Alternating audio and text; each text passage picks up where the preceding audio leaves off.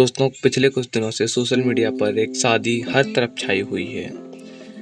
कहीं किसी को दूल्हे का राधे राधे गाना पसंद आया, कहीं किसी को दुल्हन का सिंपल लुक और कहीं किसी को शादी की भव्यता देखकर बड़ी बड़ी बॉलीवुड शादियां भी छोटी लगने लगीं। जी हाँ, मैं बात कर रहा हूँ मशहूर कथावाचक इंद्रेश उपाध्याय और उनकी पत्नी शिप्रा शर्मा की शादी की, जो जयपुर के ताज आमिर होटल में हुई है। लेकिन इस शादी के वायरल होने के पीछे सिर्फ भव्यता नहीं थी, इसके पीछे कई परतें हैं। कौन है इंद्रेश, कौन है शिप्रा, शादी इतनी वायरल क्यों हुई और वो 5 साल के बच्चे द्वारा हाथ पकड़ने वाली घटना आखिर सच क्या है, आज हम सब कुछ जानेंगे। तो चलिए शुरू करते हैं।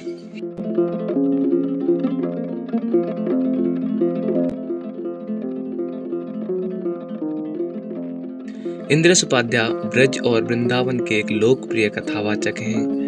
इनके प्रवचन, भजन और सरल भाषा की वजह से उन्हें लाखों लोग पसंद करते हैं। इंद्रेश जी की प्रसिद्धि का एक कारण ये भी है कि ये युवा पीढ़ी में खासे लोकप्रिय हैं।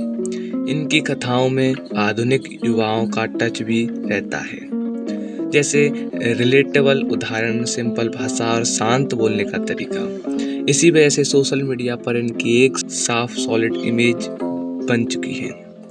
एक संत जैसी छवि, एक सादगी और आध्यात्मिकता से भरा व्यक्तित्व। और जब ऐसा व्यक्ति शादी करता है तो जाहिर सी बात है कि पूरी दुनिया का ध्यान जाता है। अब बात करते हैं दुल्हन शिप्रा शर्मा की। शिप्रा की पृष्ठभूमि काफी मजबूत बताई जाती है। सूत्रों के मुताबिक वे पढ़ी लिखी, शांत और धार्मिक प्रवृत्ति की हैं। उनके पिता पुलिस विभाग में डीएसपी रैंक के अधिकारी रहे हैं। शिप्रा खुद भी लंबे समय से आध्यात्मिक माहौल में रही हैं। शादी से पहले ही शिप्रा इंद्रेश उपाध्याय की नजरों में थीं और कई बार उन्हें कथाओं, धार्मिक कार्यक्रमों में साथ देखा गया। शादी के बाद सोशल मीडिया पर लोगों ने सबसे ज्यादा उनकी सादगी, मेकअप की कम मात्रा और ट्रेडिशनल भारतीय लुक की तारीफ की है। कुछ लोग उन्हें वृंदावन की शीतल छवि तो कुछ ने संत स्वभाव की गृहस्थ स्त्री कहा। शादी हुई 5 दिसंबर जयपुर के ताज आमिर होटल में। अब असली सवाल, ये शादी इतनी वायरल क्यों हुई? कारण नंबर 1, शानदार भव्यता।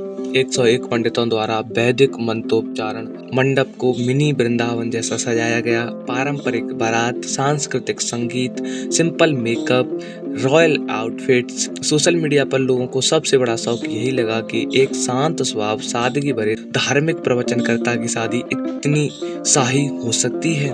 में कई कथावाचक, संत, भजन गायक और पॉपुलर धार्मिक चेहरों की मौजूदगी भी लोगों ने बारात से लेकर फेरे तक सब कुछ रिकॉर्ड किया। हर जगह ढेरों वीडियो अपलोड हो गए। एक तरह से ये शादी इंटरनेट की वरदान बन गई। अब आते हैं उस घटना पर जिसने सबसे ज्यादा सवाल पैदा किए। कई वीडियो, पोस्ट और शॉर्ट्स में दावा किया गया कि शादी से पहले शिप्रा शर्मा ने बताया कि एक 5 साल का बच्चा उनका हाथ पकड़कर चला और फिर अचानक गायब हो गया। कई लोगों ने इस कहानी को चमत्कार कहा, कुछ ने इसे कृष्ण दर्शन से जोड़ा और कई लोगों ने कहा कि ये भावनात्मक अनुभव मात्र था। लेकिन जरूरी बात यह है, इस घटना के लिए कोई ठोस सबूत उपलब्ध नहीं। ये घटना शादी से नहीं बल्कि परिक्रमा के दौरान बताए गए अनुभव से जुड़ी मानी जाती है।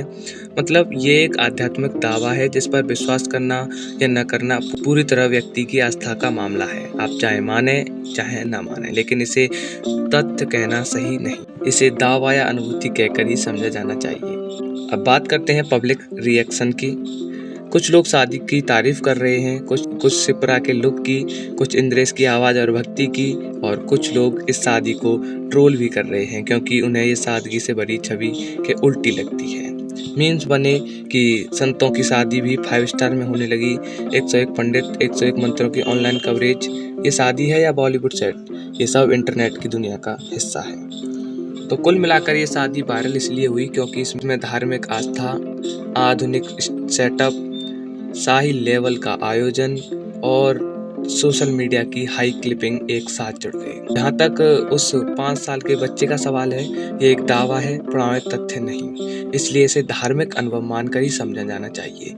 अंत में शादी 2 लोगों का पवित्र बंधन है और इसे अनावश्यक विवाद बनाने का कोई फायदा नहीं। जय हिंद।